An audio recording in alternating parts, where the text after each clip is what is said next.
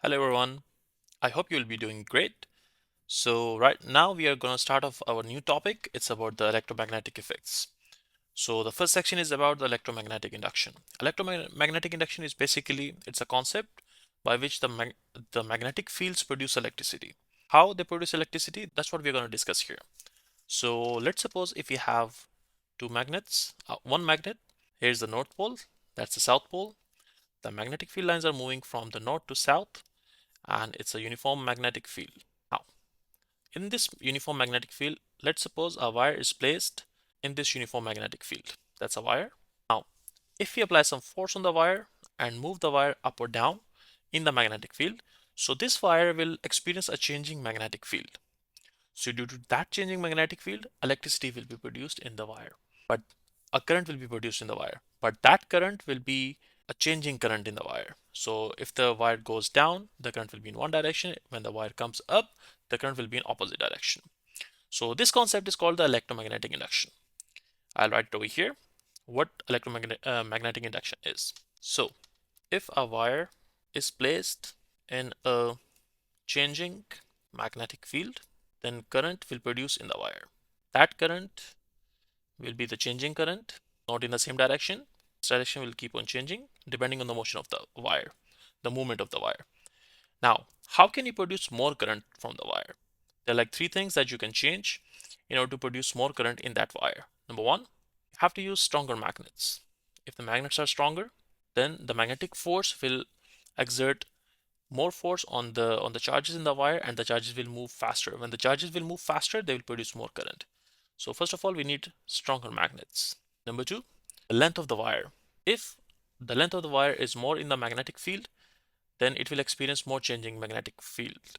When the more changing magnetic field is experienced by the wire, more current will be produced. So the second thing is the length of the wire in the magnetic field. Make sure it's in the magnetic field, not only the length of wire. So length of the wire in the magnetic field. Okay, now the third thing is the movement of the wire. If you move the wire quickly in the magnetic field, it will produce more current.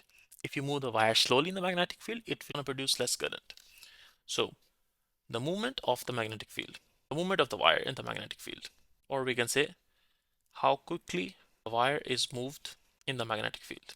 In magnetic field. Don't mind my spellings, please. Okay, so these are the three factors by which you can increase the amount of current that can be produced in a wire that is being placed in the magnetic field.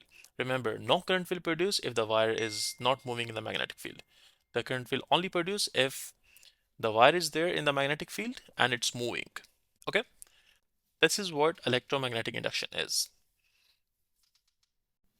Right, so now let's move one step further. So far we have discussed that if we increase the length of the wire in the magnetic field, then we can produce more current. That production of current, basically I'm saying produce current. It's basically called induced EMF. There's a word for it that's called induced EMF. So induced EMF is basically the induced potential difference or in the induced voltage that we produce from the magnetic field. Now, if we increase the length of the wire, the induced EMF will increase. Now, how can we increase the length of the wire? We can turn the wire into a coil. We'll turn the wire and it will become a coil. For example, that's the wire. I'll just increase the number of turns on this wire. So the number of turns over here, I'll turn it in such a way that more and more length of the wire will be covering will be in the magnetic field. Now, here I have the magnets. There's the north pole, that's the south pole. Magnetic field lines are going from the north to south, like that. And we move the coil in this magnetic field. In order to move the coil, we will attach the axis of the coil with some rotating object. So this coil will be moved in the magnetic field. So when this coil will rotate in the magnetic field, the more the speed of the rotation, the more will be the more changing magnetic field will be experienced by the wire. So the more due to that changing magnetic field, more EMF will be induced in the wire.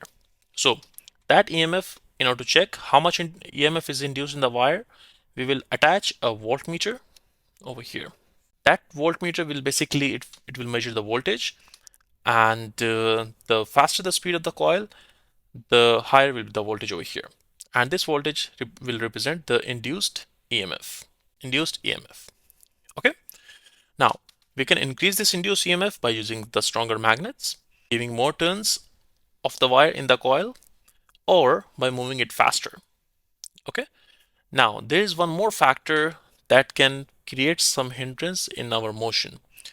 And I have to explain that in an easier way. So, let's suppose I attach a mobile charger here. Not a mobile charger, let's suppose a light bulb. So, my EMF is being induced. I attach a light bulb here. This is a light bulb. That's a symbol of a light bulb. So, the light bulb will glow. And there will not be any hindrance in our motion. We don't have to put an extra force, or we just have to put a slight force in order to keep the light bulb glowing.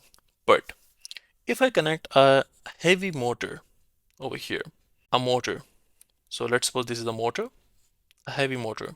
So if I attach a heavy motor over here and we turn it on, now in order to keep the motor working, we have to move this coil with more and more force, because the motor will consume more current.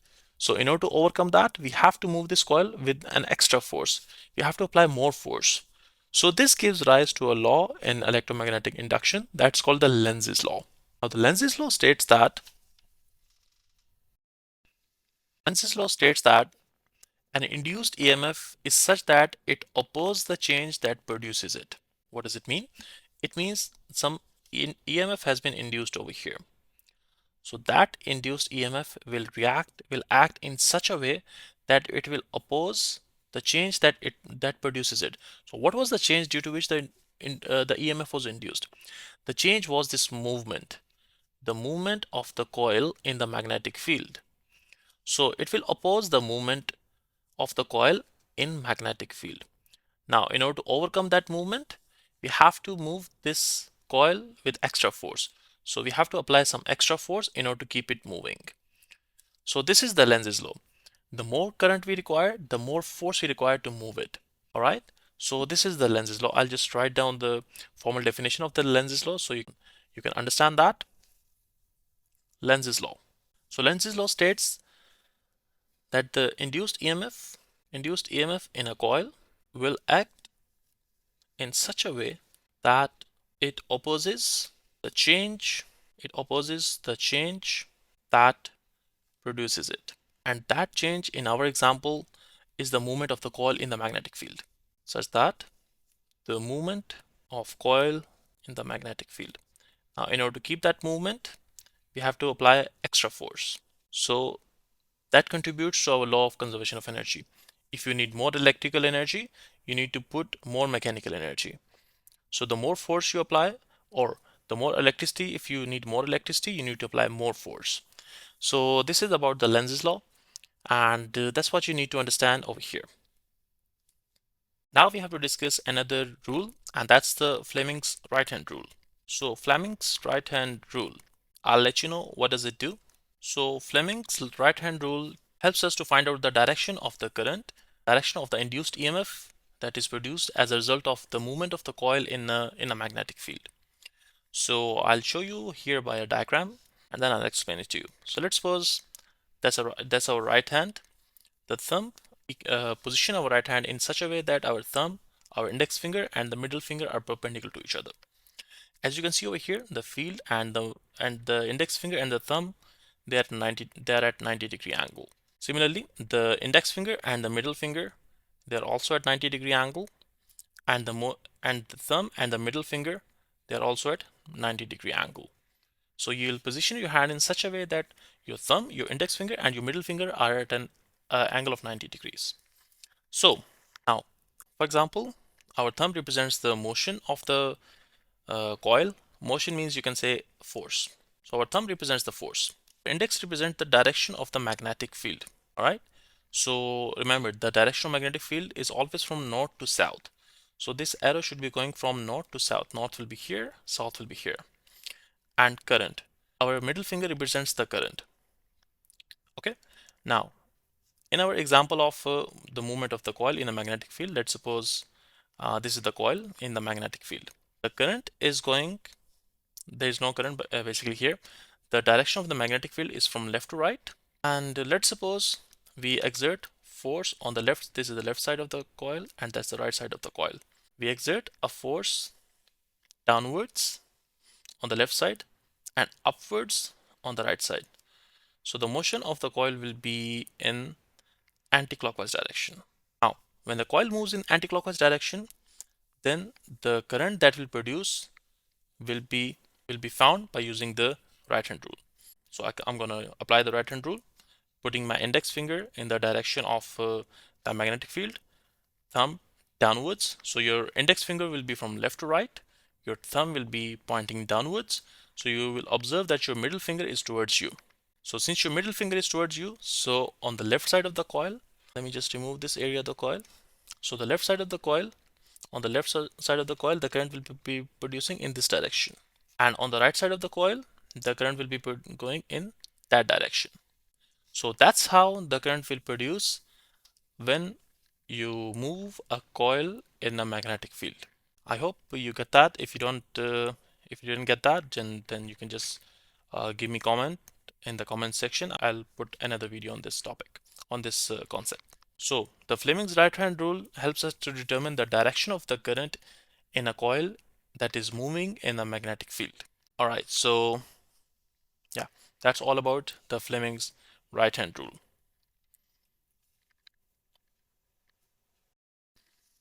So in this topic, in section 4.5.2, we'll discuss about the AC generator.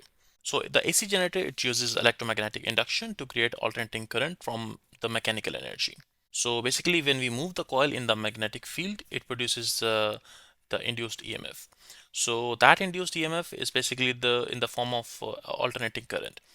So here we will discuss the working of an AC generator. How does it work?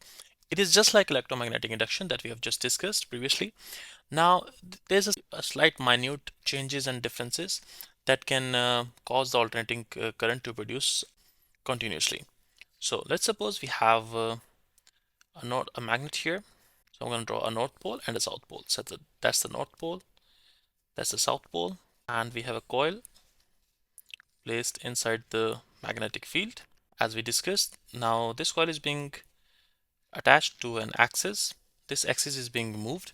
Now over here, there's some turbine attached or some mechanical engine that is moving this coil. Mechanical engine or some wind turbine, it could be anything that is causing the turbine to that is causing this coil to move. It's a wind turbine, it could be any type of turbine. Okay, now when this coil moves, the EMF is induced in this coil. So when it moves in the anti-clockwise direction, according to the Fleming's right hand rule, the direction of the magnetic field is from north to south. And on the left side of the coil, the force is being exerted downwards. On the right side of the coil, the force is being exerted upwards. Now on the left hand side, according to the Fleming's Fleming's right hand rule, if you place your index finger in the direction of the magnetic field and force downward direction, then your middle finger will be pointing towards you, which means in this coil the current is producing in this direction, and on the other side the current is being produced in the opposite direction. Now in this coil is attached with it needs a continuous connection with the appliance.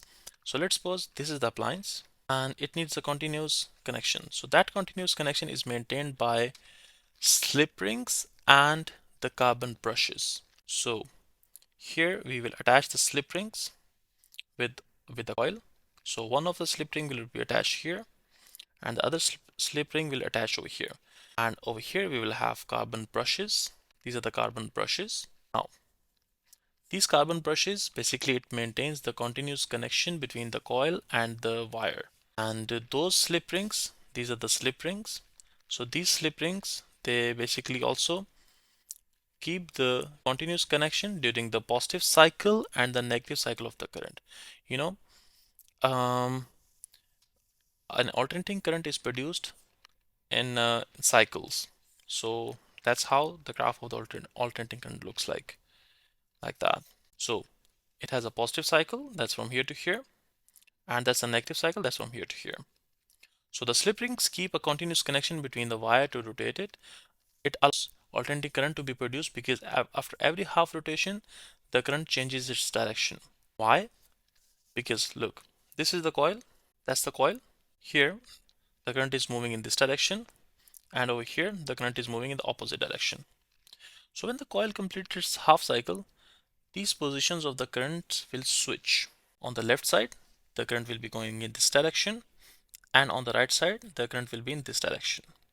So in order to keep the continuous flow of current, and after every half rotation, since the direction is being changed, to maintain the continuous connection between the wire and the coil, we use the slip rings. And the carbon brushes, they are just attached with the slip rings just for the conducting purposes, because slip rings are moving and our wire should not move. So that's why the wire is connected with the carbon brushes, and the carbon brushes just uh, they are just attached with the slip rings while the slip rings are moving. All right. So slip rings and the carbon brushes, they are just for the conducting purposes. The slip rings only maintain the continuous flow of the current from the coil to the appliance. Otherwise, after a half rotation, the direction of the current will switch. But the slip rings, they allow the direction of the current to not change. Okay. So this is how alternating current generator works. Now discuss about, I showed you this cycle of the current that produced as a result of alternating generator. Now I'll tell you the different positions and different points when different points of between the coil and this cycle. For example, the coil is perpendicular to the magnetic field. So the direction of the coil is like this, as you see from the top view. That's the north pole, that's the south pole, and this is the direction of the coil, like if you see from the top. So as you can see, less magnetic field lines are cutting through the coil. So our alternating cycle will be at the initial point, will be here. When the coil slightly turns, it will look like that. It will look like that. Now some more magnetic field lines will cut through the coil. So our cycle will reach at this stage. Now at the next stage, our coil has become parallel to the magnetic field lines. So the maximum number of magnetic field lines are being passed through the coil. So our induced EMF will reach at the maximum. Now that's the quarter rotation. Now when it will become like that, like this, then again less magnetic field lines are passing through the coil. So again it will start to drop. So that's how the whole cycle of our induced EMF will complete itself. So when the coil is perpendicular to the magnetic field lines, no current will produce. When the coil is parallel to the magnetic field lines, maximum current will produce. And when the coil changes its direction, the current will produce. There will be some magnitude, but the direction of the current will change. The direction of the induced EMF will change. When I said current and induced current or induced EMF, it's almost the same thing. Okay, I'll let you know the difference between the current and the EMF, but when I say induced current, you can assume it as induced EMF. Okay, so over here, let's suppose the induced EMF is 100 volts.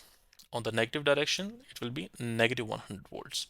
The difference will come in the form of direction, not in the terms of magnitude.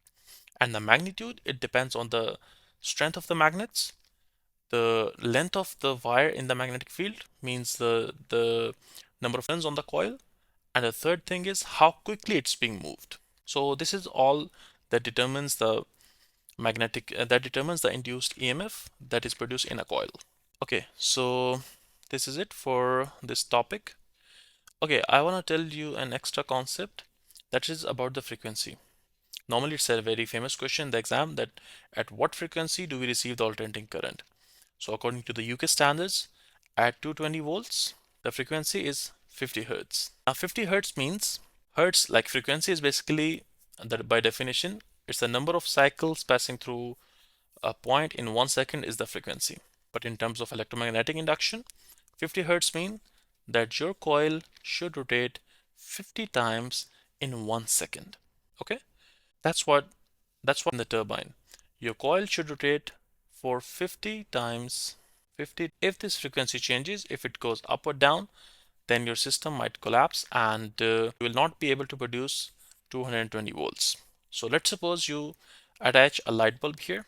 So there's a less load on the coil according to Lenz's law. The induced EMF opposes the change that produces it. So you need less force to keep on 50 times in 1 second. But let's suppose some heavy equipment or heavy machinery is attached with the generator, with the AC generator. Let's suppose that's the heavy motor or the air conditioner that has been attached with the AC generator. Now the generator is taking more current because it has higher wattage, it's higher power. So it's basically taking more current out of the generator. Now this coil has to move, needs more force to rotate. If the force does not increase, then the frequency might decrease. And when the frequency decreases, the coil might burn. So we need extra force to maintain the frequency of 50 Hertz.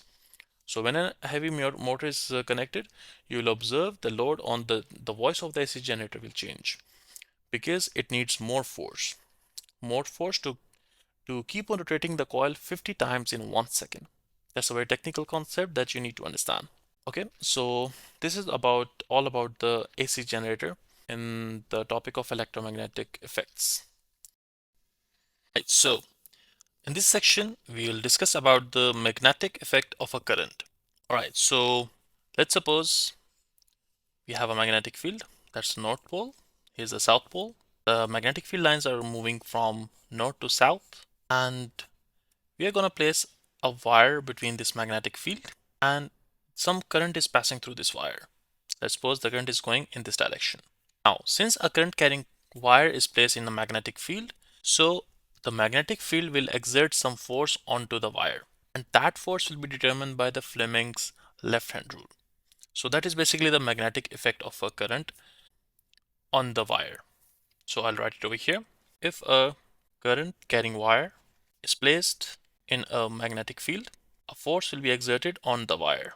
A force will be exerted on the wire, and the direction of the force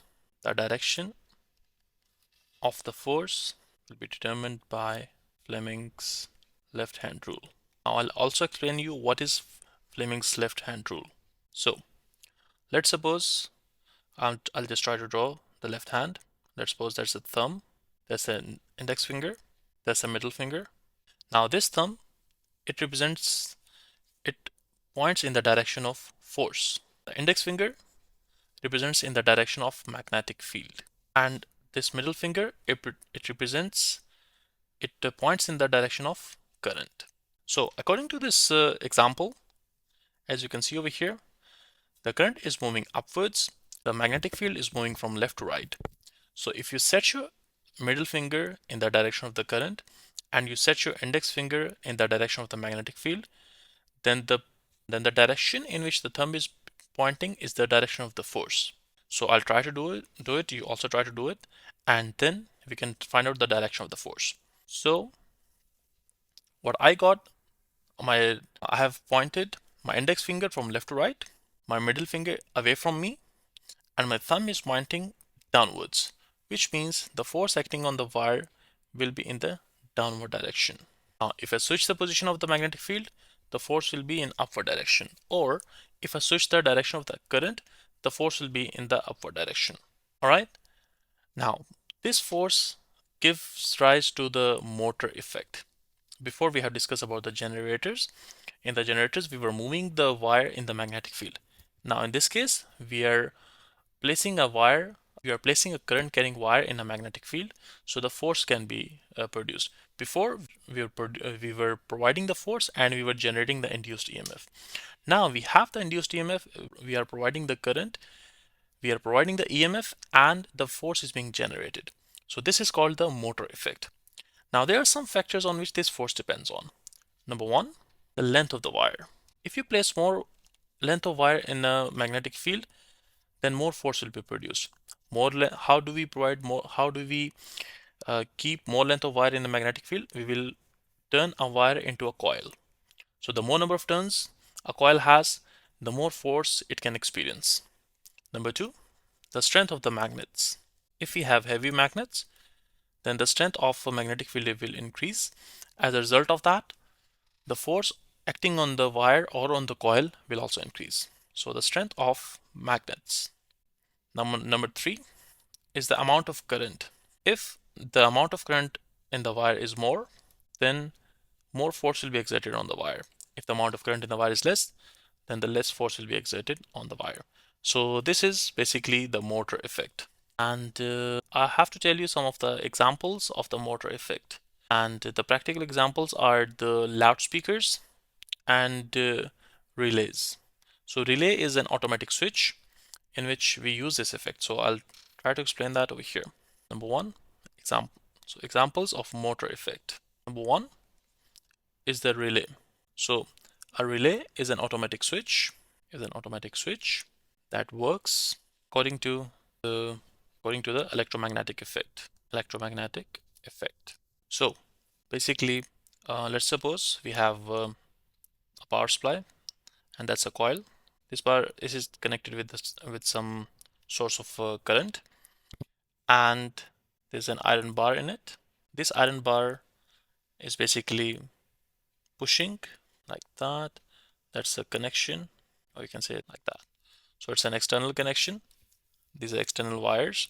So what will happen? Let's suppose there's a switch here. I'll attach a switch here. Okay, now look at this. When we close the switch, that's the power source. And let's suppose there's an external circuit, that's a light bulb, and it is connected with a battery.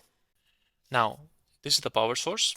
When we close this switch, the current will pass through uh, the coil, and in this coil, a magnetic effect will generate. So, due to that magnetic effect, some force will be exerted onto this metallic rod.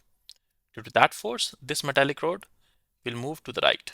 When this metallic rod will move to the right, it will push these two metallic plates, and these two metallic plates will touch each other. So when they will touch each other, this circuit closes and the light bulb will glow. So this is the role of a relay. A relay is an electronic switch that controls an external circuit. So we use the concept of electromagnets to turn on or turn off an external electric circuit. This concept is also used in electric bells, and it is also used to move scrap metals. And there's another example for the motor effect, and that example is the loudspeaker. So the loudspeakers, they basically use this motor effect. That's the second example. By the way, if you have any trouble, any question, you can just write in the comment section. I'll be more happy to answer you. Now, loudspeaker also use this magnetic effect.